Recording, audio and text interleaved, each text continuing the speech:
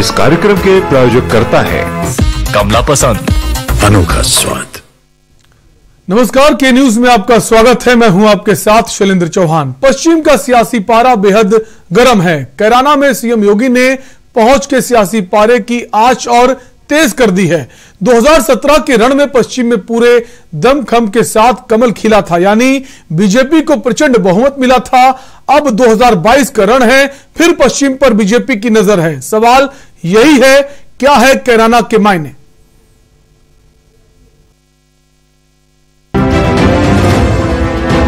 हिंदुओं को व्यापक पैमाने पर प्रताड़ित करके यहाँ से प्लान करने के लिए मजबूर कर दिया गया था। 2017 के बाद सरकार ने जो कार्रवाई की थी, उसके परिणाम स्वरूप बहुत सारे परिवार वापस आए हैं।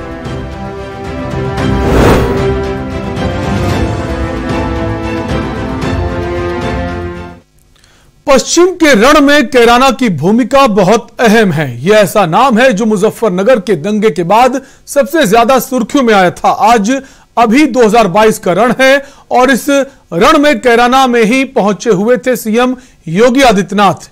योगी आदित्यनाथ ने जमकर विरोधियों पर हमला बोला और साथ ही साथ पलायन से लौटे पीड़ितों से मुलाकात की। अब सवाल यही है कि आखिर 4.5 सालों में अचानक कैराना की याद कैसे आ गई और 2017 का वायदा अब पूरा हो रहा है। इसी पर हम बात करेंगे और अब एक नजर डालते हैं मुजफ्फरनगर पर। जब मुजफ्फरनगर सुलग रहा था, मुजफ्फरनगर और हजारों लोग बेघर हो गए थे। ये रिपोर्ट देखिए, आज हम इसी पर चर्चा करेंगे। चुनावी मौसम में याद आया कैराना। मुजफ्फरनगर के बहाने कैराना से चुनावी जंग। सीएम योगी ने विरोधियों पर बोला हमला। पीड़ित के जख्म पर सियासत का मरहम।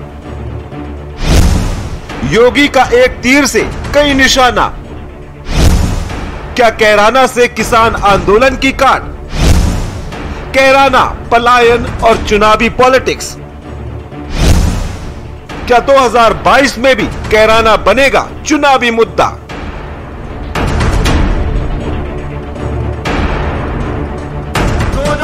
में राज्य सरकार बनी, तब मैं राष्ट्रीय अध्यक्ष के रूप में यहां डेरा डाला हुआ था और 2019 में फिर से मोदी जी को हम सब ने प्रचंड बहुमत से प्रधानमंत्री बनाया, तब भी मैं राष्ट्रीय अध्यक्ष। मैंने तीनों चुनावों को देखा है। हर चुनाव में हमने सदस्यता शुरू करी थी। आज भी ये चौथा चुनाव है। 2022 के चुनाव का श्री गणेश आज की सदस्यता अभियान से हम। तो आपने सुना गृह मंत्री अमित शाह क्या बोल रहे थे। ये उस दिन का बयान है जब बीजेपी ने अपनी सदस्यता अभियान की शुरुआत की थी और अमित शाह ने बीजेपी के पदाधिकारियों के साथ बैठक कर चुनाव का एजेंडा तय कर दिया था। और आज वो दिन है जब सीएम योगी आदित्यनाथ कैराना पहुंच गए और पलायन से वापस लौटकर आए पीड़ितों से मुलाकात की और उचित मुआवजे का भी भरोसा दिया। पश्चिम उत्तर प्रदेश में पिछले विधानसभा चुनाव में बीजेपी को बम्पर जीत मिली थी, यानी जाटलैंड ने दिल खोलकर बीजेपी का साथ दिया था। इस बार जाटलैंड में कृषि कानून को लेकर किसान केंद्र सरकार के खिलाफ मोर्चा खोले हुए हैं। ऐसे में 22 के रण में सीएम के कैराना दौरे के कई सियासी मायने निकाले जा रहे हैं। 22 के रण में पश्चिम में भीषण जंग होने की उम्मीद है। चुनाव में तो अभी थोड़ा समय है, लेकिन जिस तरह से सूबे का सियासी पारा गर्म है, उससे इसका अंदाजा आप लगा सकते हैं कितना भीषण रण होने वाला है। मुजफ्फरनगर दंगे के बाद वो किसी से छिपा नहीं है। आलम यह था कि लोग अपने घरों में भी सुरक्षित नहीं थे। अपना सब कुछ लोग बेचकर पलायन कर रहे थे और पिछले विधानसभा चुनाव में पलायन एक ऐसा मुद्दा बना कि ज्यादातर सीटें बीजेपी की झोली में आ गई। यानी जाटलैंड में हुआ वोटों का बंटवारा हुआ कई जातियों का। जो कभी साथ साथ थे वो अलग हो गए। मुख्यमंत्री योगी आदित्यनाथ आज शामली के कैराना पहुंचे हैं। यहां पर वह PSC camp, UP roadways bus stand सहित करोड़ों रुपए की परियोजनाओं का लोकार्पण व शिलान्यास किया। इससे पहले मुख्यमंत्री योगी कैराना से पलायन करने के बाद वापस लौटे व्यापारियों से मुलाकात करने पहुंचे। यहां उन्होंने व्यापारियों और उनके परिवार से बात की। सीएम योगी ने एक बच्ची से बात करते हुए कहा, डरना मत, बाबा के बगल में बैठी हो। इसके साथ ही उन्होंने व्यापारियों से पूछा, लौटने के बाद अब यहाँ आपको कोई डर तो नहीं है? सरकार अपराध और अपराधियों के प्रति जिस जीरो टॉलरेंस की नीति के तहत कार्य कर रही थी, वह हमारी रणनीति निरंतर आगे भी चलेगी। और यही आश्वासन देने के लिए आज मैं स्वयं इस कैराना कस्बे में भी आया हूं। बच्चों के अंदर, महिलाओं के अंदर एक विश्वास देखने को मिला है और ये विश्वास अवश्य रंग लाएगा, क्योंकि अब एक कैराना कस्बा आपराधिक गतिविधियों का नहीं बल्कि विकास की प्रक्रिया के साथ तेजी के साथ आगे बढ़ा है। मुख्यमंत्री योगी आदित्यनाथ ने कहा कि कैराना पलायन और मुजफ्फरनगर दंगा भाजपा के लिए राजनीतिक मुद्दा नहीं है, यह हमारे लिए अस्मिता का मुद्दा है, आन बान और शान का मुद्दा है। पिछली सरकार में मुख्यमंत्री दंगाइयों को हेलीकॉप्टर से बुलाकर सम्मानित करते थे। भाजपा सरकार में दंगाइयों को परलोक भेजने का काम किया है। 1990 के दशक के प्रारंभ में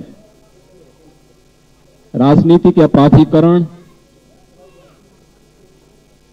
और पेशेवर अपराधियों के राजनीतिकरण का दुष्परिणाम कैराना और कांधला जैसे कस्बों ने झेला है। यहां पर हिंदू व्यापारी और अन्य हिंदुओं को व्यापक पैमाने पर प्रताड़ित करके यहां से पलायन करने के लिए मजबूर कर दिया गया था। 2017 के बाद अपराध और अपराधियों के प्रति जीरो टॉलरेंस की नीति के तहत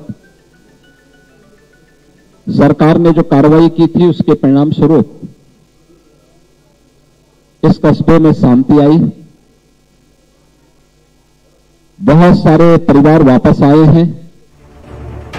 27 अगस्त 2013 का दिन मुजफ्फरनगर क्या पूरा देश नहीं भूल सकता है। दो समुदाय के बीच हुए दंगे में 65 से ज्यादा लोगों की जान चली गई थी। तकरीबन 20 दिनों तक कर्फ्यू लगा था और 40,000 से ज्यादा लोग बेघर हो गए थे। इसका सीधा असर देखने को मिला था कैराना में, जहां हजारों लोग पलायन हो गए थे। और अब चुनावी मौसम में फिर आ गई कैराना की याद। ब्यूरो रिपोर्ट, के न्यूज। अब एक नजर डालते हैं जब सुलग उठा था मुजफ्फरनगर और हजारों लोग बेघर हो गए थे। 27 अगस्त 2013 में हुआ था मुजफ्फरनगर दंगा। कवाल गांव में ममेरे भाइयों की हत्या के बाद बवाल। जानसठ कोतवाली क्षेत्र का गांव है कवाल। तोरे हत्याकांड के बाद भड़की थी हिंसा। दंगे में 65 लोगों की गई थी जान। 40,000 से ज्यादा लोग हुए थे बेघर। दंगे के दौरान यहां कर्फ्यू लगा दिया गया था। स्थिति बिगड़ने पर बुलाई गई थी सेना। करीब 20 दिनों तक लगाया गया था कर्फ्यू। जाट और मुस्लिम समुदाय के बीच हुई थी झड़प। दंगे के पहले शुरू हो गई थी राजनीति। दोनों पक्षों ने अपनी अपनी महापंचायत बुलाई थी। इसके बाद बड़े पैमाने पर हिंसा शुरू हो गई थी। नंगला मंदौड़ में हुई थी जाटों की महापंचायत। 18 ट्रैक्टर और 3 मोटरसाइकिलें फूंक दी गई थी। कई शवों को नहर में फेंक दिया गया था। 6 शवों को ढूंढ निकाला गया था। एक फोटोग्राफर और पत्रकार की भी हुई थी मौत।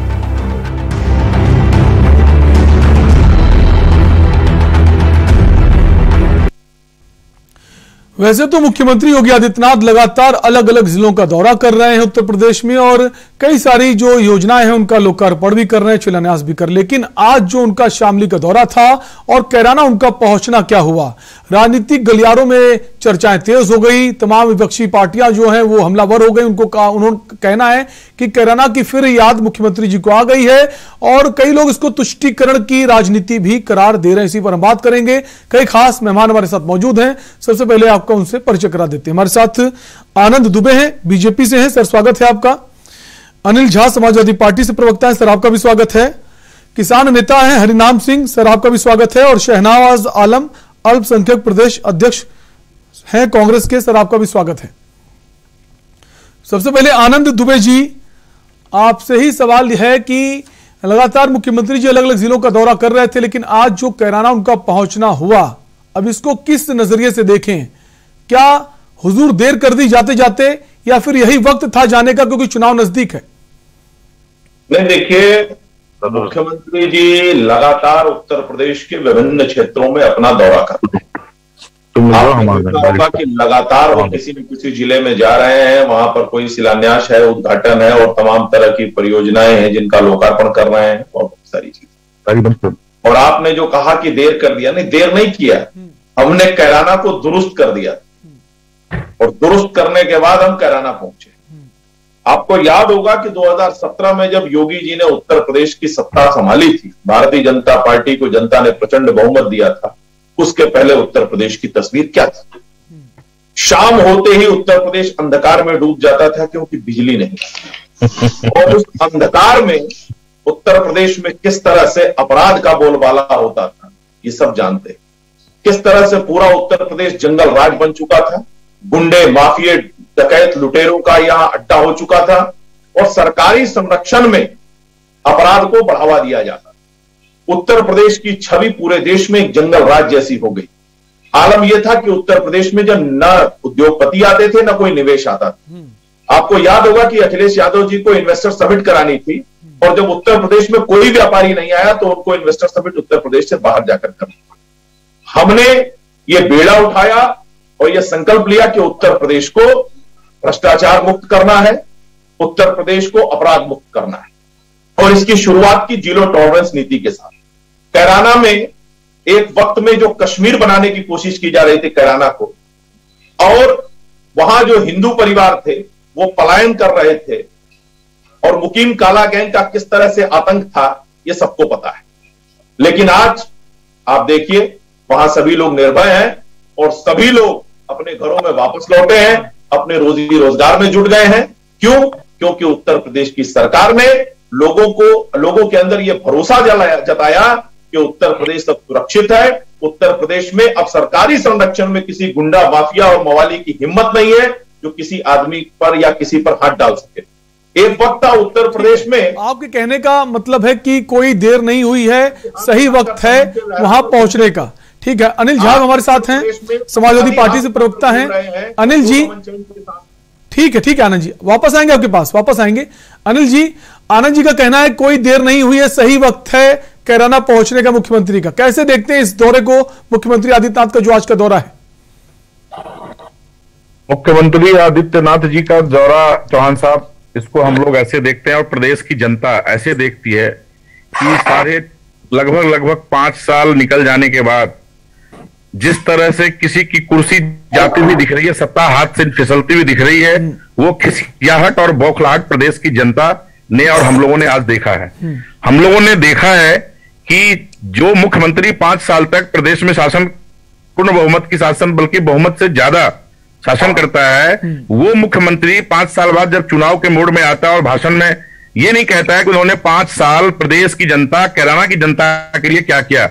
महंगाई जो 200 रुपए सरसों तेल है वो 200 रुपए के आसपास कब आएगी, ये उन्होंने नहीं बताया। उन्होंने ये नहीं बताया कि बेरोजगारी जो युवाओं का चरम पे है, दुनिया में सबसे नंबर 1 पे उत्तर प्रदेश है बेरोजगारी में, वहां कैराना में युवाओं को रोजगार कब मिलेगा, इन्होंने नहीं बताया। उन्होंने ये नहीं बताया कि महिलाओं पे जितनी अत्याचार हो रही है प्रदेश के अंदर, वो कैराना के अंदर महिलाओं पे अत्याचार कब रुकेगा, ये उन्होंने नहीं बताया। उन्होंने ये नहीं बताया कि जो किसान आंदोलन आज 1 साल से बैठा हुआ है, कैराना के किसान, हिंदू मुस्लिम और जाट किसान बैठे हो वहां पे सब, वो किसान अपने घर वापस कब आएंगे ये उन्होंने नहीं बताया। उन्होंने ये नहीं बताया कि 5 साल तो मैंने अनिल जी ठीक है, लेकिन उन्होंने ये तो बताया ना कि कैराना पलायन का जिक्र किया, उन्होंने मुजफ्फरनगर दंगे का जिक्र किया। ये 2 बातें जो उन्होंने कही, इसको किस तरह से देखते हैं आप?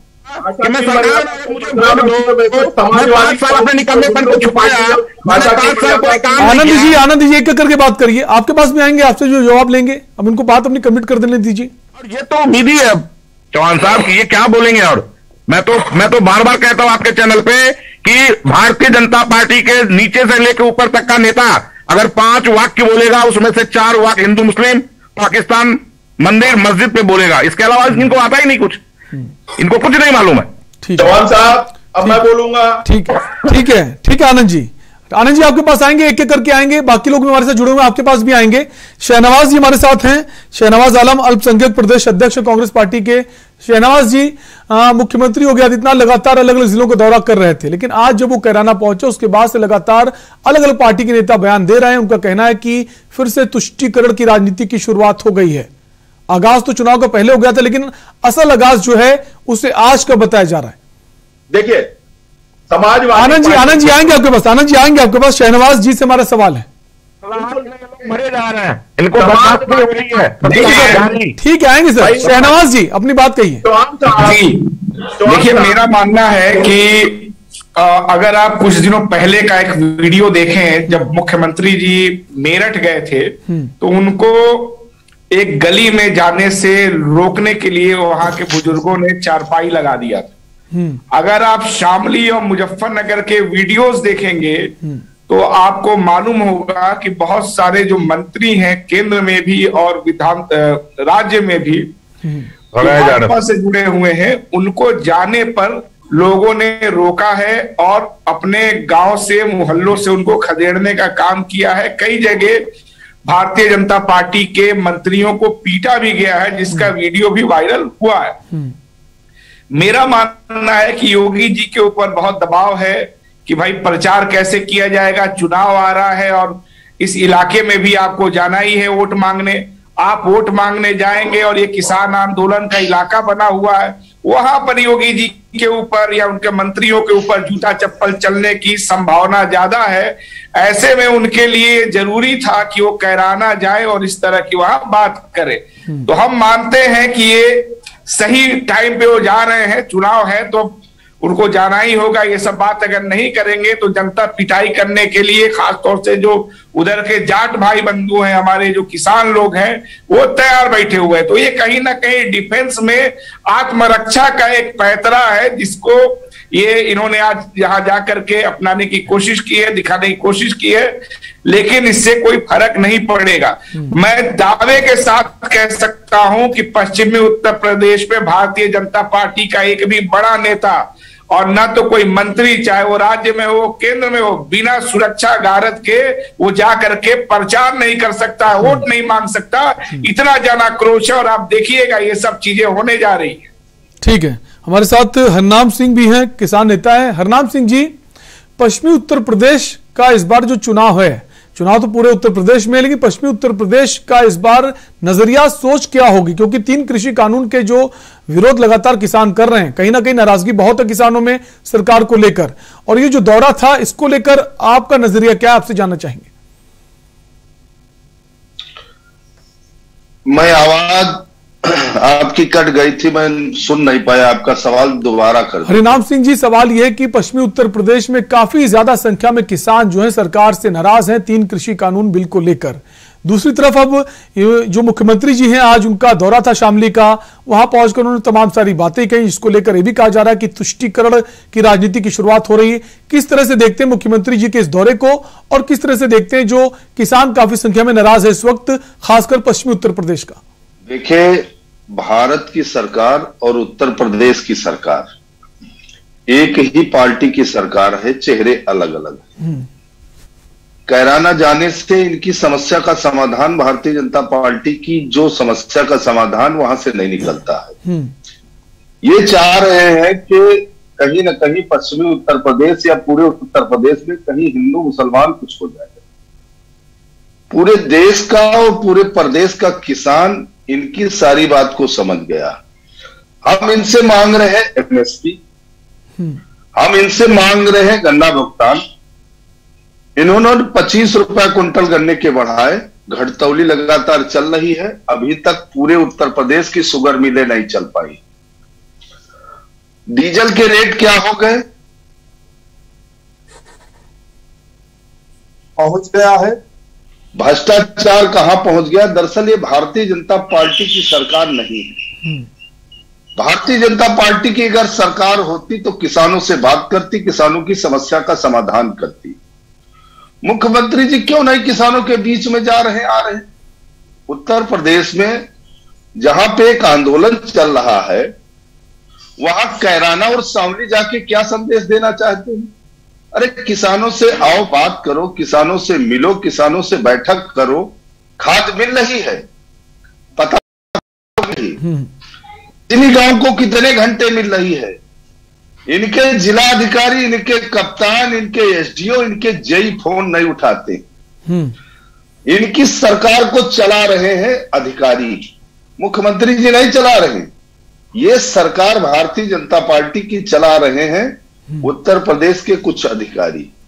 और जब अधिकारी, जिन विधायकों को, सांसदों को चुन के हमने लोकसभा विधानसभा भेजा है, उनको अगर अधिकारी चलाएंगे तो जनता की आवाज कैसे? इनके एक विधायक की बात कहीं सुनी जा रही? इनका एक विधायक कहीं चले जाए, थानेदार से बात कर ले, सीधे उनका कप्तान जो है मुख्यमंत्री से कहता है। तो ऐसे में प्रदेश में जिस बात के लिए हम भारतीय जनता पार्टी को चुन के लाए थे, वो काम नहीं कर पाए। अभी हमारे भारतीय जनता पार्टी ठीक है, लेकिन हरिनाम जी, बाकी जो बड़े बड़े बीजेपी के नेता हैं उनका यह कहना है कि जो ये किसान हैं जो आंदोलन कर रहे हैं, ये असल में कुछ किसान हैं, सारे किसानों की राय एक नहीं है। काफी ज्यादा संख्या में किसान जो है सरकार के कामकाज से खुश हैं, जो किसान सम्मान निधि मिलती है उसको लेकर संतुष्ट नजर आ रहे हैं। ये कुछ किसान हैं जो राजनीति कर रहे हैं, इनका उद्देश्य राजनीति करना है। तो जो सत्ता में बैठे लोग हैं वो तो इस तरह की बात करते हैं, किसकी बात सही माने? मेरी बात तो सुन लो, मैं ज्यादा देर बैठ नहीं पाऊंगा, हमारे हाथ में चोट लगी। जी जी, मैं ये बता रहा हूं कि आज धान नहीं खरीदा जा रहा है। जो हाइब्रिड के बीज हैं, क्रय केंद्र प्रभारी वो कह रहे हैं कि हम 35% खरीदेंगे। हम भारतीय जनता पार्टी से पूछ रहे हैं, अगर 35% ही आपको धान की खरीदारी करना था तो हाइब्रिड के 100% आपने बीज क्यों बेचवाए? खाद किसानों को नहीं मिल रही है। बेमौसम बरसात से धान खराब हुआ, आलू की बुआई, सरसों की बुआई, मसूर की बुआई, सारी चीजें पछड़ रही, कहीं खाद नहीं मिल रही। खाद के लिए किसानों को इतनी परेशानी उठानी पड़ रही है। ये भारतीय जनता पार्टी के विधायक और सांसद अगर लाइन में लग के खाद सोसाइटियों पर, प्राइवेट दुकानों पे नहीं दिलाएंगे तो ये गांव में घुस नहीं पाएंगे। कैराना शामली से भारतीय जनता पार्टी का समस्या का समाधान नहीं निकल रहा। इनके विधायकों की संख्या वहां से बढ़ने वाली नहीं, घटने वाली है। ये धान खरीदें, गन्ना भुगतान कराएं, हमको 2000 रुपए सम्मान निधि नहीं चाहिए। तो हमको ये जो गरीबों को भिखारी बना दिया है, जो ये राशन देने की बात। लेकिन हरिनाम जी, गन्ने की जो मूल्य है उसमें तो उन्होंने वृद्धि की है, गन्ने के जो दाम उन्होंने तो बढ़ाए भी सरकार ने। ये 2013 में गन्ना, सुन लो, सुन तो लो, मैं आपसे बहस करने के लिए नहीं बैठा हूं। हमारी बात सुन लो, अब जनता के बीच में जाओ, अपनी बात कहो। मैं आपसे बहस करने के लिए नहीं बैठा हूं। हम कह रहे हैं कि जब मनमोहन सरकार थी तो भारतीय जनता पार्टी दिल्ली में आंदोलन करती थी कि हमारी सरकार आई तो हम 450 करेंगे। कौन बीमारी हो गई? आप 25। जब विपक्ष में आप होते हैं तो आप सवाल करते हैं सत्ता में बैठे जो नेता हैं उनसे, लेकिन जब आप सत्ता में खुद होते हैं तब आप वो सवाल भूल जाते हैं। एक ब्रेक का वक्त, आप सभी मेहमान हमारे साथ बने रहिए। ब्रेक के बाद कुछ और सवालों पर बात करेंगे। हिंदुओं को व्यापक पैमाने पर प्रताड़ित करके यहाँ से प्लान करने के लिए मजबूर कर दिया गया था। 2017 के बाद सरकार ने जो कार्रवाई की थी उसके परिणाम स्वरूप बहुत सारे परिवार वापस आए हैं।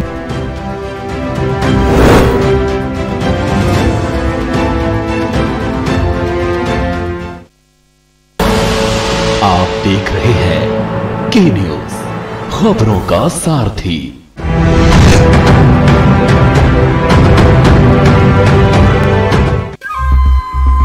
सुपुत्र मेडिटेशन गुरु बेहद नेक और पिताश्री थोड़े रंगीले, थोड़े दिलफेक। दोनों के अलग हैं रंग, पर दोनों का एक अनोखा स्वाद। कमला पसंद, अनोखा स्वाद। सदियों से सुनते आए हैं, बेटे बड़े होके अच्छी सी नौकरी करना, अच्छी सी नौकरी करना।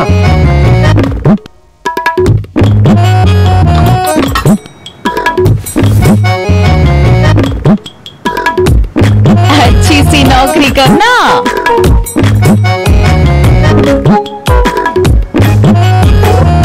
अच्छी सी नौकरी करना।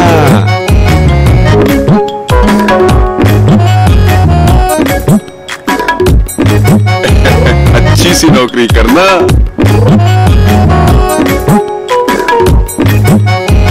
अच्छी सी नौकरी करना।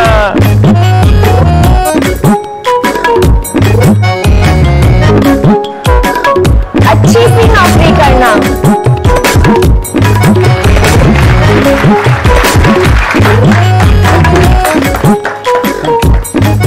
अच्छी सी नौकरी करना। अगर सब अच्छी नौकरी करने वाले बनेंगे तो नौकरी देगा कौन? बेटा तुम अच्छी सी नौकरी देने वाला बनना। अगर भारत को दुनिया का नंबर 1 देश बनाना है तो आज हर बच्चे के अंदर एंटरप्रेन्योर माइंडसेट जगाना होगा।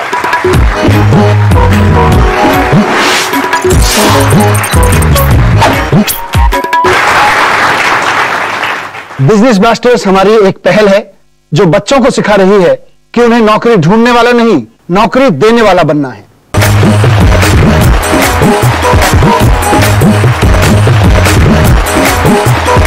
बिजनेस ब्लास्टर्स, छोटे बिजनेस स्टार्स, बड़े बिजनेस आइडियाज। 14 नवंबर से आपके टेलीविजन पर। खुदी को आजमाया है तो ये अंदाज आया है। खुदी को आजमाया है तो ये अंदाज आया है। तुम में भी मैं हूं, शुद्ध प्लस पान मसाला। स्वाद और खुशबू में झूम के भाई लेके आए गोल्डी मसाले। गोल्डी मसाले, खुशबू और स्वाद ऐसा तो रिश्तों में गुस्सा कैसा। पर ये दिल है कि चख रहा है उन्हीं अल्फाजों का नूर नूर और नूर नूर और नूर नूर और। दूर कितना भी जाओ, इस जुबान से दूर ना जा पाओगे। वो मर्द, बोलो जुबान केसरी। जब पशुओं को मिलेगा प्यार और मिल्को मोर पशु आहार तो दूध बहेगा, मुनाफा बढ़ेगा। मिल्को मोर पशु आहार।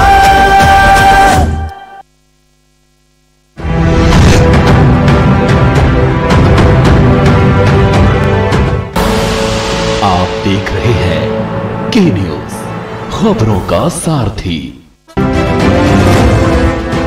हिंदुओं को व्यापक पैमाने पर प्रताड़ित करके यहाँ से पलायन करने के लिए मजबूर कर दिया गया था। 2017 के बाद सरकार ने जो कार्रवाई की थी उसके परिणाम स्वरूप बहुत सारे परिवार वापस आए हैं।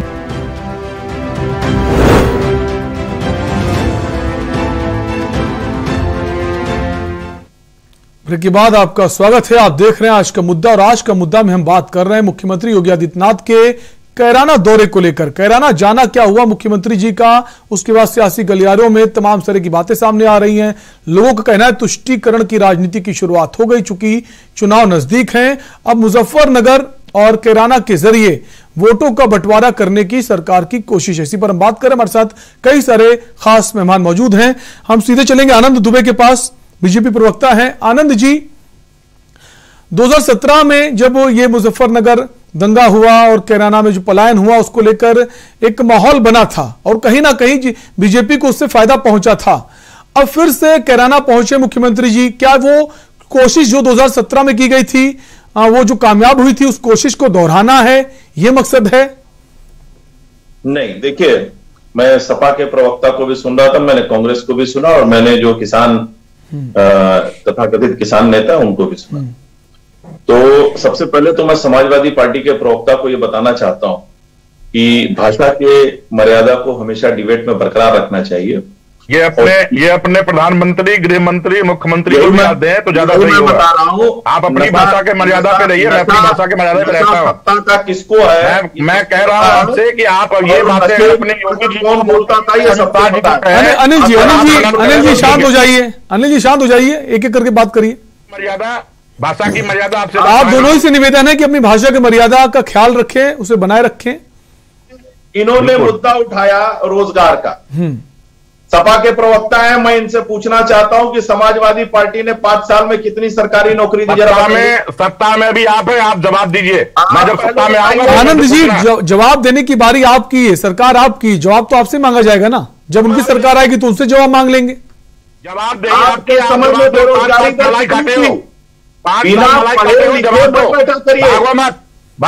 डिबेट करने आए, अगर डिबेट जवाब दो, मत करो। ठीक है अनिल जी, जवाब दे रहे हैं, जवाब देने दीजिए उनको। और मैं आपसे प्रदीप जी चौहान साहब कहना चाहता हूं कि कम से कम ऑफिशियल प्रवक्ता बुलाया करिए, किसी ऐसे आदमी को ना बैठा। प्लीज ऐसे मत बोलिए, वो ऑफिशियल प्रवक्ता ही है। ठीक है, आप अपनी बात पूरी कीजिए। प्रदेश में सरकार ने रोजगार प्रदेश को युवाओं को कितने दिए, इसका जवाब दीजिए। बताओ मेरे भाई। आनंद जी, ठीक है अनिल जी शांत हो जाइए, आनंद जी लगातार मुख्यमंत्री जो हैं, आनंद जी लगातार मुख्यमंत्री जी जो हैं लगातार दौरे कर रहे हैं और लगातार वो नियुक्ति पत्र भी बांट रहे हैं, तमाम रोजगार बांटने का काम कर रहे हैं। तो आप जवाब दीजिए ना, कहां रोजगार दिए मुख्यमंत्री जी ने? प्राइवेट रोजगार क्रिएट किए हैं। आपके समय में उत्तर प्रदेश की जीडीपी 10.43 लाख करोड़ थी, आज 22 लाख करोड़ है। कौन से मोहल्ले में पकौड़ा चल रहा है ये तो बताइए। 5वें नंबर की अर्थव्यवस्था, कौन से गली, कौन से चौराहे पे पकौड़ा चल रहा है, आलू बेच रहा है, उसको रोजगार कहते हो? शर्म आनी चाहिए, शर्म आनी चाहिए। 3 एक्सप्रेसवे हम बना रहे हैं, इंटरनेशनल एयरपोर्ट 3 हम बना रहे हैं। 2014 के बाद ही तो दिल्ली में हुआ है। आज ये दुनिया ट्रेन भी बना रहे हो, ये भी बता दो, आप लोगों ने दुनिया चल रही है, तुम लोग तो चला रहे हो। हमारे कृपा से दुनिया चल रही है। हेलीकॉप्टर में बैठाकर मुजफ्फरनगर के नीचे जमीन खिसक चुके हैं, होश में। जब आपकी सरकार आती है तो एक कुनबे को बढ़ाती है, एक परिवार को बढ़ाती है। नौकरियों में भ्रष्टाचार था, पूरा सैफई कुनबा, पूरा अखिलेश यादव का लेकर घूमता था और वसूली करता था। आप लोग यहाँ बैठकर डिबेट करने लायक नहीं है, शर्म आनी चाहिए आप लोगों को। अरे शर्म करो, शर्म करो। 2014 से लेकर जिसके बात पर अपनी आदतों में सुधार करिए, कम से कम आपको चिंतन का 2022 के बाद ऐसी आदत सुधारेंगे कि तुम लोग बकलेना भूल जाओगे। ये तो बकैती करते हो ना, ये जो टीवी पे आके बकैती करते हो, ये 2022 में पता चल जाएगा। 22 सीट भी नहीं आने, मुंह दिखाने के बाद नहीं होंगे, मुंह दिखाने के 2022 भी नहीं आने वाली है। ये अब्बा जान के टिप्पू सुल्तान अब नहीं चलेंगे इस देश में। अपने ताऊ जान से पूछो, अपने ताऊ जान से, अब्बा जान ताऊ जान से पूछो, ताऊ जान से, जो अब्बा जान बैठे उनसे पूछो। दंगा कराने वाली पार्टी नहीं चलेगी, खिसक गई जमीन, बैठने वाली पार्टी नहीं, नीचे से जमीन खिसक चुकी है। होश में मुद्दे की बात करो। बलात्कारियों को संरक्षण देने वाली इधर उधर की ना बात करिए, बता की क्यों लुटा, इधर की बात मत करो। नहीं चलेगी, कोल घोटाला करने वालों की पार्टी नहीं चलेगी, भ्रष्टाचारियों दंगाइयों की पार्टी नहीं चलेगी। टीवी पर बैठ के पैसा लेने वाला, टीवी पर बैठ के पैसा लेने वाला राष्ट्रीय अध्यक्ष भारतीय जनता पार्टी के साथ दुनिया में देखी है। किस मुंह से बोल रहे हो भाई? पर भैया ये पूरे देश को पता है, चाचा और पैसे को लेकर पार्टी के राष्ट्रीय अध्यक्ष ने टीवी पर बैठ के समाजवादी पार्टी का तो नाम ही समाजघाती पार्टी है। जो लोग पाकिस्तानियों की बात करते हैं, जो लोग जिन्ना की बात करते हैं, को संरक्षण देते हैं, तो धर्मांतरण को संरक्षण देते हैं, ऐसे छोटे छोटे पहले आप सपा में ही तो थे, काहे नाराज हो रहे हैं? सुनिए, अभी फिर आएंगे, अभी ठीक है। बाकी लोग भी हमारे साथ बने हुए हैं। हमारे साथ सैयद कासिम हैं, वरिष्ठ पत्रकार हैं, सैयद साहब, जो आज ये दौरा था मुख्यमंत्री योगी आदित्यनाथ का कैराना का, इसको लेकर अब तमाम तरह की बातें सामने आ रही हैं कि इतने सालों बाद कैराना की फिर से याद आई है, फिर से कैराना के सहारे जो 2022 की नैया है वो पार लगाने की कोशिश है भारतीय जनता पार्टी की। सर, कैसे देखते हैं इस दौरे को? मेरी बात सुनिए, एंकर महोदय मेरी बात सुनिए। आते आनंद जी, आते हैं, आपके पास भी आएंगे इसके बाद। कौन सपा में था? बाकी लोग भी हैं, आपके पास भी आएंगे। कौन सपा में था ये तो बताइए। ये मैंने नहीं कहा, ये किसने कहा? जिसने भी कहा ये भाई, मैं पत्रकार रहा हूं और सीधे बीजेपी में आया हूं। ठीक है आप पत्रकार बीजेपी में रहते ही, आपने स्पष्ट कर दिया। ठीक है ठीक है आनंद जी, किसी ने नहीं कहा, जिसने भी कहा है आपने अपनी बात कह दी है। आप नहीं थे समाजवादी पार्टी में, हमारे साथ बाकी लोग भी हैं। सैयद कासिम साहब, आप ही से सवाल था, कैसे देखते हैं इस दौरे को? ये कह रहा था कि अगर आनंद भाई और वो समाजवादी प्रवक्ता 2 मिनट के लिए अगर शांत हो जाएं तो मैं अपनी बात रखूं। जी बिल्कुल, आपने रखिए जी, मैं शांत हूं। ये दौरे के बाद क्या हालात बदलेंगे, क्या उसको भुनाने की कोशिश की जाएगी, क्या उससे कोई फर्क पड़ेगा? तो मैं एक बात ये कह दूं कि 17 में कैराना हुआ था और उसके बाद हुकुम सिंह जैसे एक बड़े लीडर, हुकुम सिंह जी बड़े लीडर थे, बिल्कुल, उनके निधन से खाली हुई रिक्त हुई सीट को समाजवादी और राष्ट्रीय लोकदल ने जीत लिया था।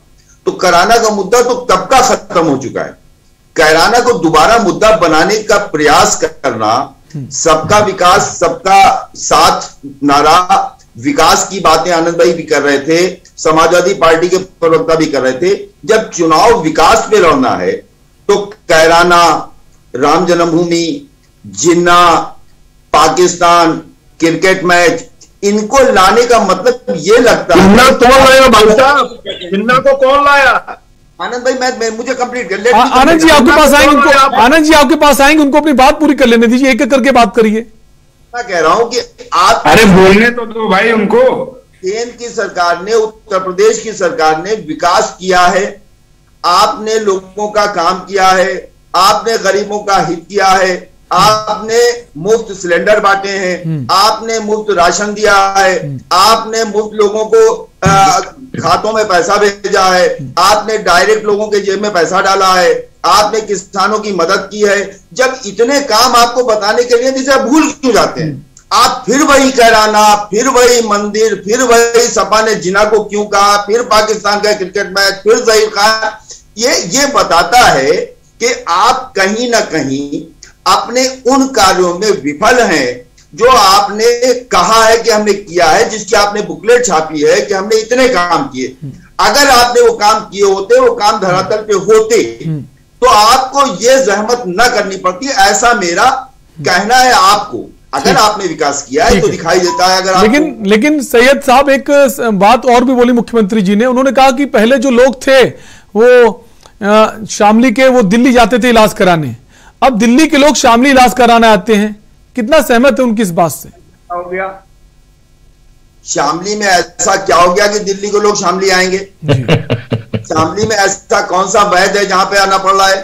शामली में ऐसा कौन सा बड़ा अस्पताल एम्स बन गया? और अभी मेडिकल कॉलेज का निर्माण भी नहीं हुआ है। मैं यही अर्ज कर रहा हूं। देखिए, मैं ये कह रहा हूं कि देखिए, मैं खांटी पत्रकार हूं।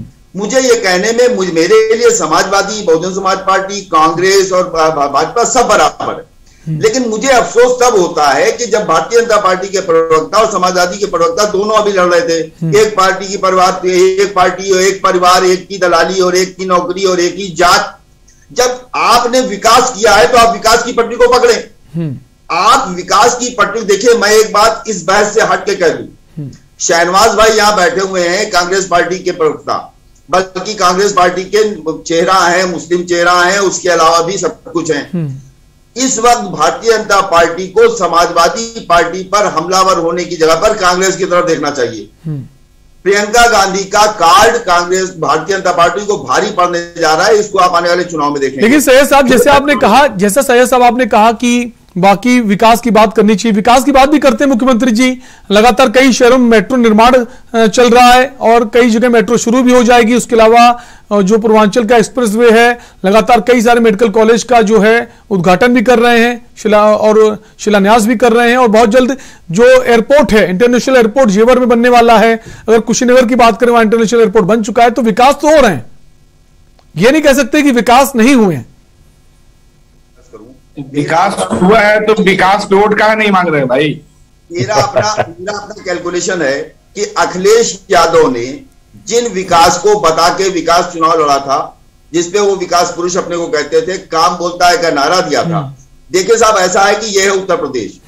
उत्तर प्रदेश में आपको अपने मतदाता का ख्याल रखना पड़ेगा और बहुत जिम्मेदारी से ये बात कह रहा हूं। भारतीय जनता पार्टी अपने मतदाता का ख्याल रखती है। उनका मतदाता जो सुनना चाहता है वो योगी जी बोलते हैं, उनका मतदाता जो सुनना चाहता है वो अमित शाह बोलते हैं। बनवाई अखिलेश यादव ने, एक्सप्रेसवे बनवाया अखिलेश यादव ने, जयप्रकाश नारायण कन्वेंशन सेंटर बनवाया अखिलेश यादव ने, स्टेडियम बनवाया। ये सारे काम उनके मतदाताओं के लिए नहीं खड़े उतरते हैं, क्योंकि उनको वोट देने वाला गांव में जवाब दूंगा किसान कमजोर होता है। अखिलेश यादव ने अपने मतदाताओं के साथ इंसाफ नहीं किया, जिसका खामियाजा अखिलेश यादव को 2017 में भुगतना पड़ा। भारतीय जनता पार्टी एक बिल्कुल रिसर्च करने वालों की पार्टी है। मैं सलाम करता हूं आनंद भाई आपकी पार्टी को, कि आप जितना अच्छा चुनाव लड़ते हैं उतनी अच्छी अगर आप सरकार चला लें तो देश में 200 साल तक आपको कोई हटा नहीं सकता। तो सैयद साहब, आपका कहना है कि जो प्रचार है वो प्रचार करने में कहीं ना कहीं अखिलेश यादव पीछे रह गए। एग्जैक्टली, मैं वही कह रहा हूं। भारतीय जनता पार्टी का प्रचार तंत्र, भारतीय जनता पार्टी, तो आप ये मानते हैं कमजोर नेता की पहचान है अखिलेश यादव, कमजोर नेता में प्रचार नहीं कर पाते हैं, और आप मुख्यमंत्री रह चुके हैं उत्तर प्रदेश के, तो कहीं ना कहीं कमी है ना उनके अंदर जो प्रचार नहीं कर पाए। प्रचार क्या किया? प्रचार उन्होंने खूब किया, वो काम ही उनके मतदाता के लिए नहीं था। भाई कितना आदमी नहीं सैयद साहब, मतदाता के लिए काम नहीं होता, काम तो जनता के लिए होता है ना। जो उनके मतदाता है सिर्फ उनके लिए काम करेंगे तो नहीं हो सकता। आपको काम तो उत्तर प्रदेश की जो भी जनता है, जितने भी लोग हैं सूबे में, सबके लिए विकास करना है, सबके लिए काम करना है। ये तो नहीं कैटेगराइज कर सकते कि हमारे मतदाता उनके लिए विकास करेंगे, बाकी मतदाताओं के लिए विकास नहीं करेंगे। अखिलेश यादव के मतदाता कौन है, को जोड़ स्पष्ट नाम लेके बताए ना। ठीक है, वही जवाब ले रहे हैं, जवाब ले रहे आनंद जी। नाम लेके बताइए कौन अखिलेश जी के मतदाता है।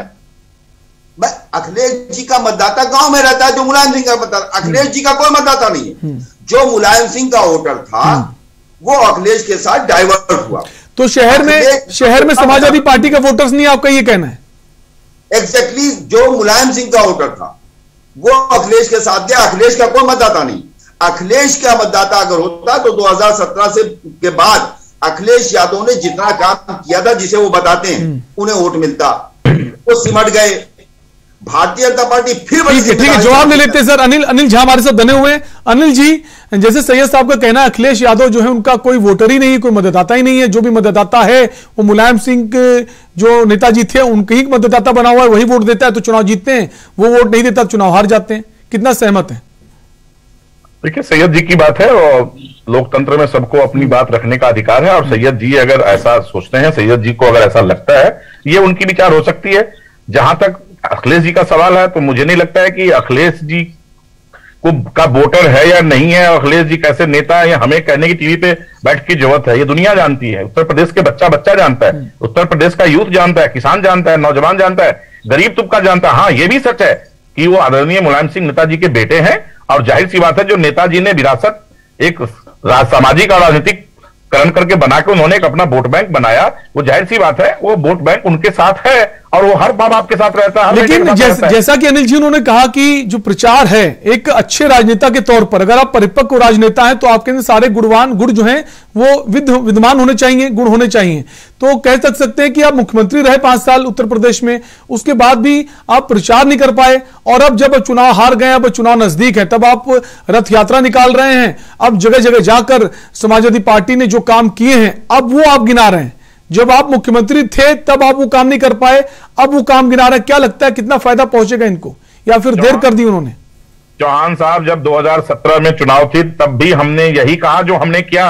अखिलेश यादव का ट्रैक रिकॉर्ड बोलता है, इसीलिए बोला गया काम बोलता है। अखिलेश यादव जी झूठ नहीं बोलते हैं। अखिलेश यादव जी ने कहा था कि मेरी सरकार बनेगी, मैं लैपटॉप बांटूंगा, उन्होंने बांटा।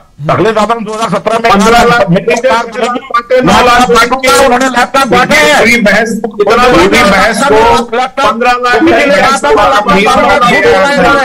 योगी जी ने झूठ बोला, अभी तक लैपटॉप नहीं बांटा, योगी ने अभी बांटा लैपटॉप।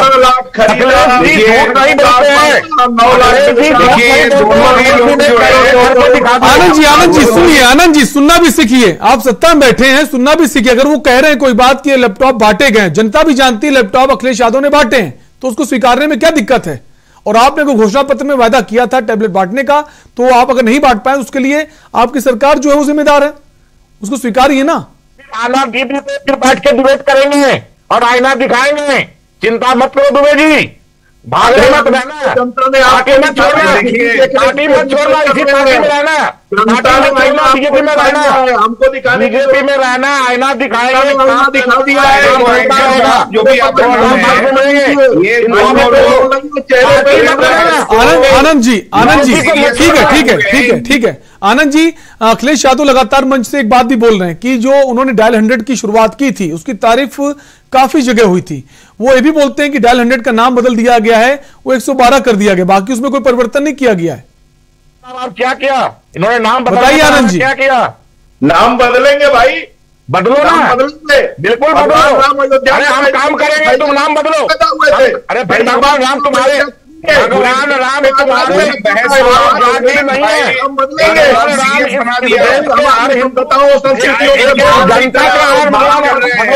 जिन पर विदेशी ठीक है, नाम बदलेंगे और नाम बदलने का सिलसिला चलता रहेगा। हमारे साथ सैयद कासिम साहब कुछ कहना चाहते हैं। जी सैयद साहब। ठीक है सैयद साहब, अपनी बात कहिए। नहीं बैठाते हैं। ठीक है सैयद साहब क्या कहना चाहते हैं? अरे आप राम का राजनीति में क्या? अरे कब तक राम के सहारे खाओगे? आप तो राम के सहारे खाओगे। अरे आप तो राम को बुलाओ, ठीक है काम करो। ठीक है सैयद साहब क्या कहना चाहते हैं? सैयद साहब कुछ कहना चाहते हैं बहुत देर से। जी सैयद साहब अपनी बात कहिए। भी पहनता हूँ तो दिखावा नहीं करता। ठीक है शांत हो जाइए। वरिष्ठ पत्रकार हमारे साथ मौजूद है, कोई बात कहना चाहते हैं उनको भी मौका दीजिए। सुनिए भाई जी, नाम बदलने पे पहले तो एक थोड़ा बहस कायदे से करवाइए ना, ये क्या तरीका है? बोले जा रहे हैं लोग, एक गंभीर मुद्दा। ठीक है सैयद साहब को मौका दीजिए बोलने का। सैयद साहब अपनी बात कहिए। मैं आनंद भाई से एक बात कहूंगा कि नाम बदलने पे हम आपके साथ हैं। जो आदमी अपना खुदे नाम बदला है, उसका नाम अजय सिंह बिष्ट था, बदल के योगी कर लिया है, आप उनसे इस तरह का सवाल क्यों पूछ रहे हैं? योगी मुद्दे में बात करिए ना। अरे भोगी है, योगी नहीं है। भोगी है, योगी होते तो जंगल में होते। कृपया भाषा की मर्यादा बनाए रखें, इस तरह की व्यक्तिगत टिप्पणी मत कीजिए प्लीज। आप सभी से हमारा निवेदन है, इस तरह की भाषा का व्यक्तिगत टिप्पणी मत कीजिए। साहब मैं अयोध्यावासी हूँ, मैं अयोध्यावासी हूँ, अयोध्या जिले की रुदौली विधानसभा का रहने वाला हूँ। हमारी 60 साल उम्र है, अपने बचपन से आज तक मैंने अयोध्या नहीं सुना था। अयोध्या जी कहा जाता था। मैंने कभी जयराम जी के अलावा जय राम जी, जय सिया राम, जय सीताराम ये अपने बचपन में अभिवादन किया भी है और लिया भी है और दिया भी है। आपने अयोध्या नाम किया, आप नाम बदलते हैं, आपकी एक मोनोपोली है। अरे जो अपने माँ बाप का दिया नाम बदल देगा, उससे इस तरह के सवाल का मतलब है? अपनी आस्था को प्रदर्शित करते हुए अयोध्या 2 हो गई, एक अयोध्या कैंट। अरे एक का नाम अयोध्या जी कर देते, कितना अच्छा लगता। लेकिन आपके मन में वो आस्था तो हो जो हम अपने बचपन से सुनते हुए चले आ रहे हैं। अयोध्या जी के अलावा हमने कभी अयोध्या नहीं सुना। सैयद साहब क्या लगता है जो कैराना का जो ये फिर से मामला उठकर सामने आ रहा है, लगातार वो जो पीड़ित परिवार से उनसे मुलाकात करने भी पहुंचे, उन्होंने ये भी कहा कि जो पीड़ित परिवार थे जिन्होंने अपनों को खोया था उनको मुआवजा भी दिया जाएगा। तो जो मुआवजा पहले दिया जाना चाहिए था, अब 4.5 साल बीतने को आए तब आपको मुआवजे की याद आ रही है, कैसे देखते हैं सर? देखिए ऐसा है चौहान साहब के, ये मुआवजा और नौकरी इस सरकार का आखिरी हथियार रहा है। अच्छी बात है, उनके हाथ में सरकार है, सत्ता है, लेकिन ऐन चुनाव के वक्त अगर आपको मुआवजा याद आता है तो इसे चुनावी हथकंडा कहा जाएगा। उसे भारतीय जनता पार्टी के प्रवक्ता आनंद भाई चाहे जिस तरह से लें, भाजपा चाहे जिस तरह से ले, लेकिन जैसा चौहान साहब आपने लेकिन सैयद साहब, आनंद जी जो है वो डिबेट से चले गए हैं, शायद वो नाराज हो गए या फिर जो सवाल उनसे पूछे जा रहे थे उनका वो जवाब नहीं दे पाए। हमारे साथ शहनवाज जी बने हुए हैं। शहनवाज जी, जैसा कि आप कह रहे हैं कि अयोध्या जी का जो नाम बदलने के लिए सरकार बहुत फेमस है और राम मंदिर मस्जिद का मुद्दा उठाती, तो इस वक्त अगर आपकी पार्टी की बात करें तो आपकी पार्टी की जो नेता हैं प्रियंका गांधी वाड्रा, वो भी इस वक्त मंदिर जा रही हैं, राहुल गांधी भी मंदिर जा रहे हैं, उस पर आपकी पार्टी के लोग कुछ नहीं बोलते हैं। आप अपने मूल सवाल पे लौटिए। इन दोनों लोगों ने नॉन सीरियस बना दिया बहस का। समाजवादी पार्टी ने ही जिन्ना की एंट्री करवाई है बहस में। अखिलेश ने पिछले दिनों बोला है, उसके बाद से जिन्ना पाकिस्तान अब्दुल्ला दीवाना बन रहे आप तो खामखा, हमने कौन सा ये दोनों पार्टियां, सुनिए भाई झा साहब, आप तो ठीक है अनिल जी उनको बात कहने दीजिए, उनको मौका कम मिला, उनको भी अपनी बात कहने दीजिए। कांग्रेस पार्टी का मंदिर जाने से नहीं होता है, गांधी जी की तरफ जो आकर्षण बढ़ा है उससे सपा भी डरी है, भाजपा भी डरी है। अरे अनिल जी शांत हो जाइए। लेकिन शहनवाज जी, सियासी गलियारों में चर्चा ये है कि देखने को तो एक दूसरे से अलग अलग हैं, डर गए, देखने को तो कांग्रेस पार्टी समाजवादी पार्टी अलग अलग है, लेकिन वो अलग अलग है नहीं। बैठे हुए हैं शहनवाज जी, रखो ना, जैसा कि लोग कह रहे हैं कि कांग्रेस पार्टी और समाजवादी पार्टी देखने को अलग अलग चुनाव लड़ रही, लेकिन है एक ही, इनका मकसद यही है कि बीजेपी को हटाना है और मिलकर सत्ता में आना है। सुनिए, जिन्ना को बहस में अखिलेश जी लाए, जिन्ना के घर में फोटो लगाया, जिन्ना की बात कर रुझान बन रहा है, तो ये आपस में एक शैडो फाइटिंग हो रही है। आप कहीं नहीं है भाई, बुला लिया जाता है, आप है तरह की बातें योगी जी की तरफ से आ रही है, नहीं आप लोग समझ रही है जाता है आप लोग, और ये हर चैनल पे मैं देख रहा हूँ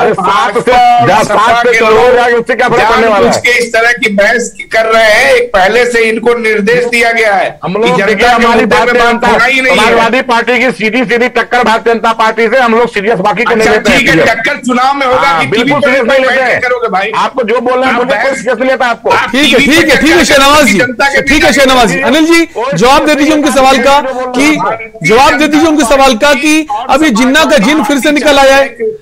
अनिल जी, शहनवाज जी शांत हो जाइए, आपकी बात सुन ली है। शहनवाज जी शांत हो जाइए, आपका सवाल का जवाब ले रहे हैं। अनिल जी, सवाल ये कि फिर से अब जिन्ना का जिन निकल आया है, अब अखिलेश यादव जिन्ना का जिक्र कर रहे हैं और अपनी बात पर कायम भी। उनका कहना जो भी मैंने कहा है वो ठीक है, उसमें कोई गुरेज नहीं है।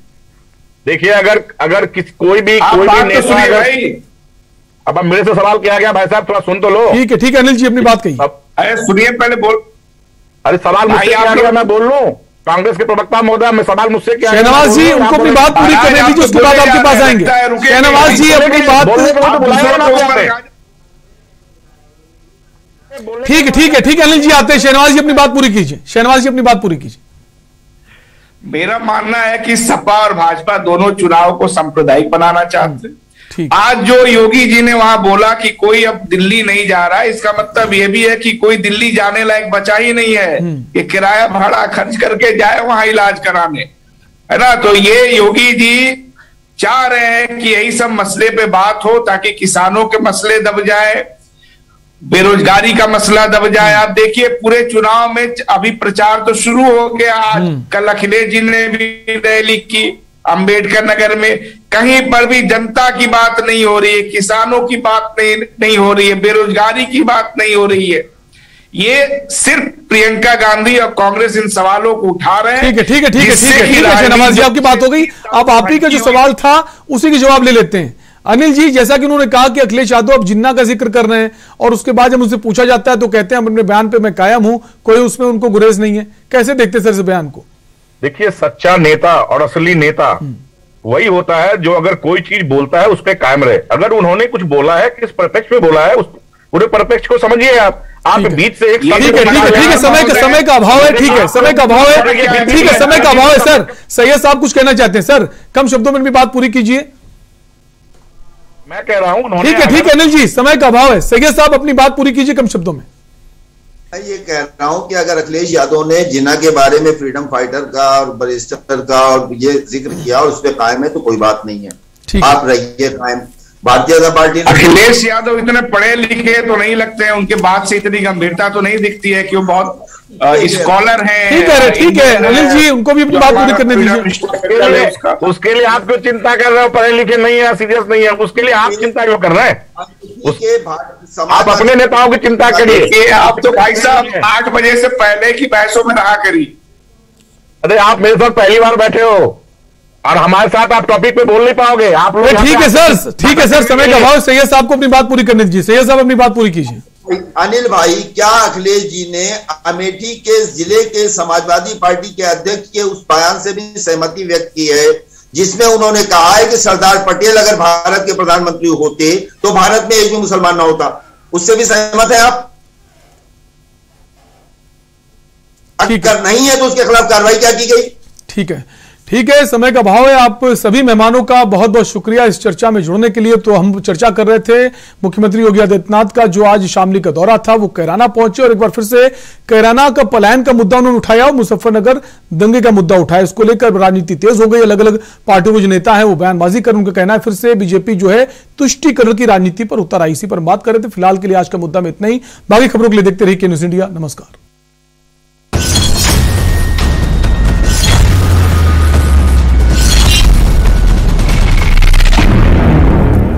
इस कार्यक्रम के